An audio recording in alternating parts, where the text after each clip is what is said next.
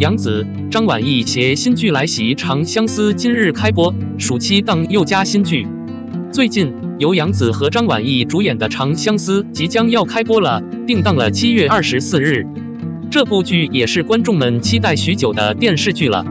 杨紫出演的古装电视剧向来都是高收视的剧作，剧中的2位主角分别是杨紫和张晚意。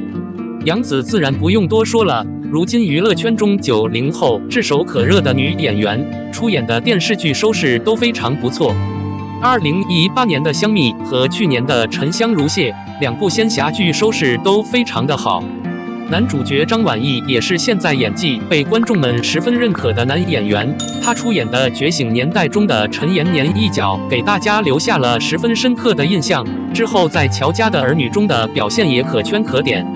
此次搭档杨紫出演《长相思》，相信人气会更上一层楼。《长相思》这部剧也是杨紫比较擅长的仙侠剧。杨紫在剧中饰演的是女主角小妖。杨紫在多年之前其实便与这部剧结缘了，当时杨紫收到了这部剧的剧本，让她出演剧中小妖的妹妹阿念。但当时此剧并没有进入筹备，多年之后杨紫再次收到这部剧的邀约，只不过不再是阿念，而是出演剧中的女主角小妖。这部剧中除了2位主演杨紫和张晚意，还有谭健次的加盟。谭健次虽然这2年没有达到爆火的程度，但是人气也一直很高，现在也是《你好星期六》的常驻嘉宾。他的古装扮相也十分的帅气。他在这部剧中饰演的是香柳。《长相思》第1季开播，杨紫男装代入感强。每年的暑假档都是群雄争霸，今年也不例外，一众暑期古装作品陆续上线。而万众期待的由杨紫、张晚意、邓为、谭健次主演的《长相思》第1季也于腾讯视频正式开播。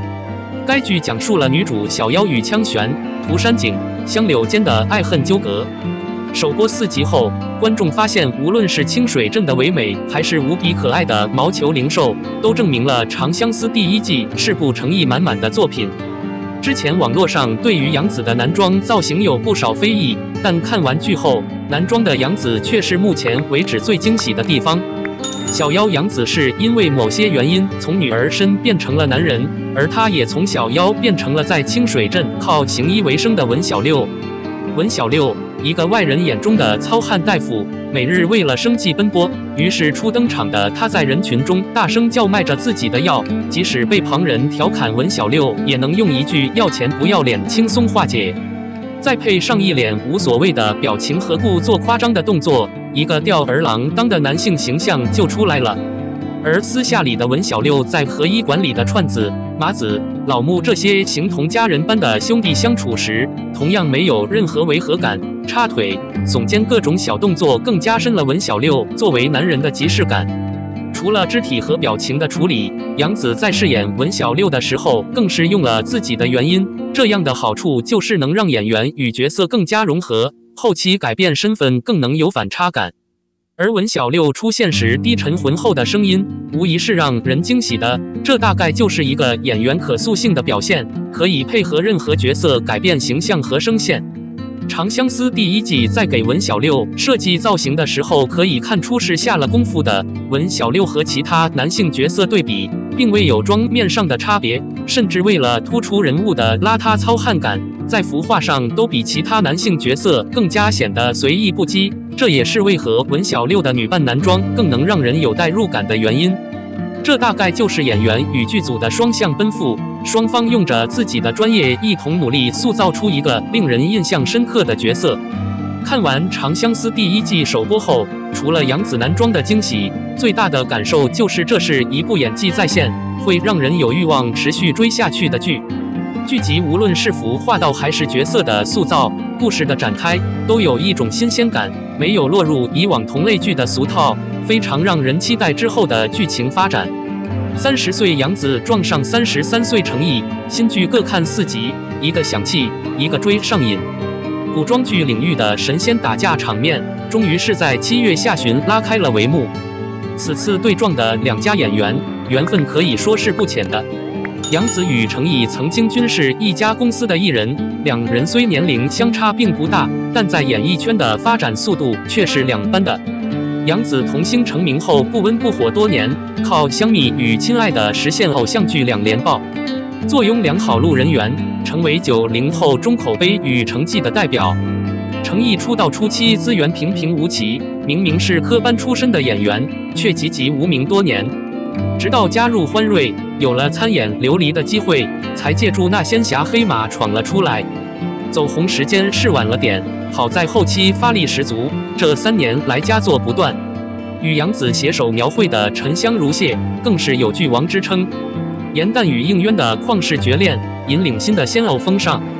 如今杨紫出走老东家，程毅成为公司力捧，两人顶峰相见。这新剧各看了4集，有的徘徊在弃剧的边缘了，有的则是越瞧上瘾了。莲花楼男1号状态降级，案件画面感足却难以沉浸，打戏4不像。作为暑期档到目前为止唯一上线的大制作悬疑剧，莲花楼在开播之前靠着题材独特的红利吃到了不少关注，连央视都预备令其先往后台走上新路线了。然而成片一放，开局打到9分钟的激烈武打，没瞧出那种拳到肉的真过招真功夫，反倒是透着科技的狠活，痕迹明显的吊威亚，一用再用的慢动作，2个人只是拿着把剑就能把大船都给划劈叉了，这船的质量未免也差了吧？打戏拉垮，探案戏马眼劣势暴露，剧组的确做到了氛围感上的诡异。二小姐被发现时的尸身、滴血剧成的血缸、皮影戏所做出的假象机关等等，均有国风惊悚的味道。然而画面感足了，推理环节便没有很强的推进逻辑感，全程靠着李莲花这位大神讲解，观众也难沉浸着一起思考。在仙侠剧中扮第一美男的程毅，此次全是青年郎中，离开了墨皮美颜、木偶纹、黑眼圈，皮肤上的坑洼遮挡不住。33岁的他开始染上岁月的痕迹，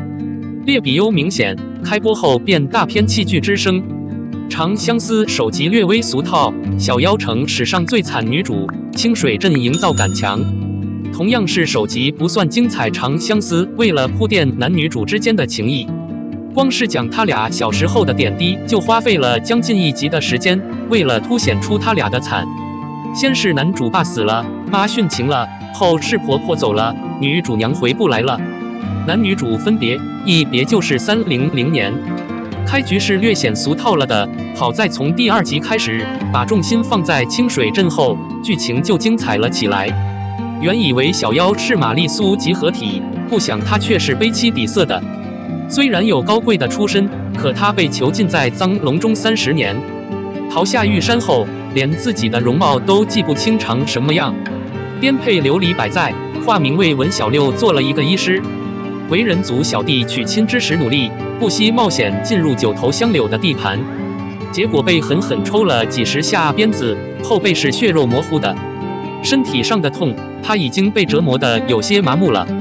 他不会怨恨，顶多是生气，想着以牙还牙，哪天也要香柳尝尝自己的毒药。可心灵上的空落才是致命的。他顶着压力，将河边的叫花子带了回来，